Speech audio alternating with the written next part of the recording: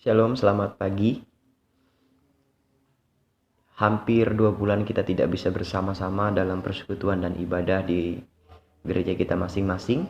Tapi saya percaya sepanjang kita harus beribadah di rumah dan kita harus tetap berada di rumah, Tuhan sudah menolong dan menyertai kita karena Dia adalah Allah yang Immanuel.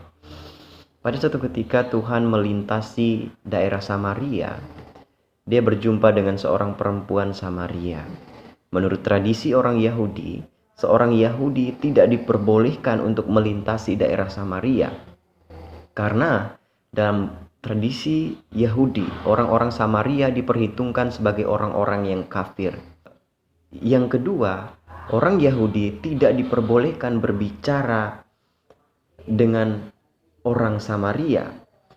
Oleh sebab itu, apa yang dilakukan oleh Tuhan Yesus ketika Dia melewati daerah Samaria, kemudian Dia berbicara dengan perempuan Samaria, Dia melakukan sesuatu yang biasanya tidak dilakukan oleh orang Yahudi, yang biasanya dianggap oleh orang Yahudi sebagai kenajisan, tapi Dia lakukan itu tentu dengan satu tujuan, untuk pemberitaan tentang kerajaan Allah.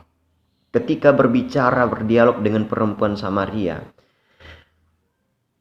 ada beberapa hal yang menarik yang bisa kita lihat bersama-sama di dalam Yohanes pasal yang keempat ayat 20 sampai yang ke-24. Saya akan bacakan ayat ini untuk kita. Nenek moyang kami menyembah di atas gunung ini, tetapi kamu katakan bahwa Yerusalemlah tempat orang menyembah.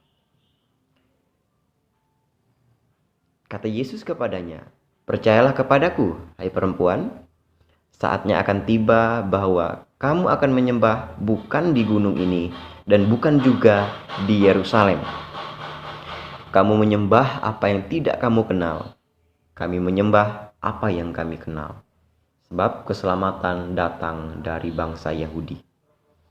Tetapi saatnya akan tiba dan sudah tiba sekarang, bahwa penyembah-penyembah benar akan menyembah Bapa dalam roh dan kebenaran. Sebab Bapa menghendaki penyembah-penyembah yang demikian. Allah itu roh, barang siapa menyembah Dia harus menyembah dalam roh dan kebenaran." Hal yang menarik adalah pemahaman keagamaan mengenai penyembahan dari seorang perempuan Samaria ini terdengar begitu dangkal, di mana orang-orang Samaria menganggap bahwa setiap gunung-gunung yang tinggi itu adalah tempat yang dekat dengan surga, sehingga tempat pemujaan-pemujaan berhala mereka pusatkan di sana. Oleh sebab itu perempuan Samaria ini mengatakan, nenek moyang mereka lah yang mengajarkan mereka.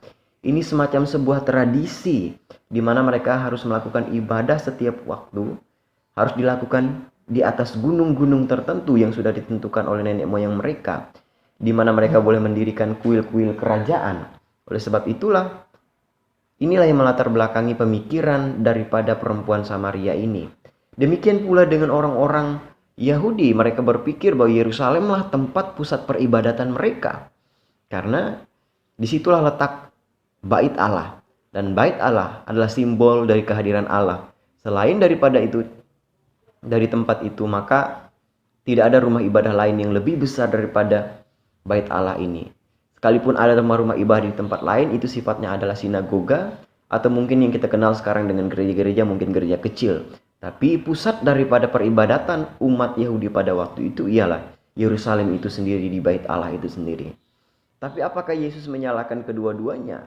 Dengan gamblang tentunya tidak. Tuhan Yesus katakan, saatnya akan tiba bahwa kamu akan menyembah Bapa bukan lagi di gunung ini dan juga bukan di Yerusalem. Penyembah-penyembah yang benar akan menyembah Bapa dalam roh dan kebenaran. Kenapa?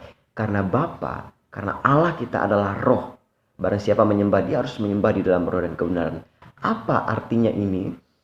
Tentunya apa yang dibicarakan oleh Tuhan Yesus kepada perempuan Samaria ini ialah untuk menanggapi pemahaman keagamaan seorang perempuan Samaria ini yang menganggap bahwa beribadah harus di gunung yang sudah diajarkan oleh nenek moyang mereka, Demikian pula orang Yahudi harus beribadah di pusat peribadatan, yaitu di Bait Allah di Yerusalem. Inilah yang ingin diterangkan oleh Tuhan Yesus, bahwa ibadah sebenarnya tidak dibatasi oleh tempat tertentu, oleh waktu tertentu, oleh hari-hari tertentu. Kenapa? Karena Allah kita tidak hanya berada di tempat-tempat tertentu, tidak hanya hadir di waktu-waktu tertentu dan hari-hari tertentu, tapi Allah kita adalah roh. Dia hadir di mana saja, kapan saja. Karena dia tidak dibatasi oleh ruang dan waktu. Oleh sebab itu pada saat ini, ketika kita diberikan kesempatan untuk beribadah di rumah, jangan kita berputus asa, jangan kita hilang semangat. Karena Allah tidak hanya hadir di dalam gereja, Allah tidak hanya hadir di dalam tempat-tempat ibadah tertentu, tetapi dia ada di mana-mana dan kapan saja kita bisa menjumpai dia secara pribadi. Ingatlah, setiap orang percaya, Alkitab katakan bahwa kita adalah imamat yang rajani. Kita adalah umat kepunyaan Allah. Imamat yang rajani artinya bahwa kita sendiri bisa membawa persembahan kita kepada Tuhan. Kita bisa memberikan penyembahan kita kepada Tuhan. Kita memiliki hak, kita memiliki kesempatan untuk datang kepada Tuhan secara pribadi. Oleh sebab itu, kita pergunakanlah waktu kita secara pribadi kepada Tuhan di waktu saat ini. Ketika kita berada di rumah, sekalipun kita terhalang untuk datang ke dalam persekutuan kita. Jangan berpikir bahwa apa yang diajarkan nenek moyang kita, bahwa Allah hanya hadir di tempat-tempat ibadah tertentu, di gereja-gereja tertentu, itu benar, itu salah. Bahwa Allah kita tidak hanya hadir di gereja, tidak hanya hadir di waktu tertentu dan hari tertentu, tapi Allah kita hadir di segala tempat dan di segala waktu. Tapi apakah itu artinya kita tidak perlu lagi untuk beribadah dalam persekutuan ibadah minggu? Bukan itu maksudnya. Tentu saja Alkitab pun ada mengatakan bahwa jangan menjauhkan diri dari persekutuan-persekutuan. Nah, oleh sebab itu, dengan waktu yang ada, dengan situasi yang terjadi pada saat ini, mari kita datang kepada Tuhan. Kita nyatakan bahwa kita adalah penyembah-penyembah yang benar. Kita adalah penyembah-penyembah yang menyembah di dalam roh dan di dalam kebenaran Sang Kristus, jalan kebenaran dan hidup itu. Datanglah kepada Tuhan di waktu kapan saja, di tempat mana saja, dengan cara kita. Karena kita adalah imam bagi diri kita yang bertanggung jawab untuk memberikan penyembahan kita kepada Tuhan dengan cara kita, dengan apa yang bisa kita lakukan. Selamat hari Minggu, Tuhan Yesus memberkati kita semua. Shalom.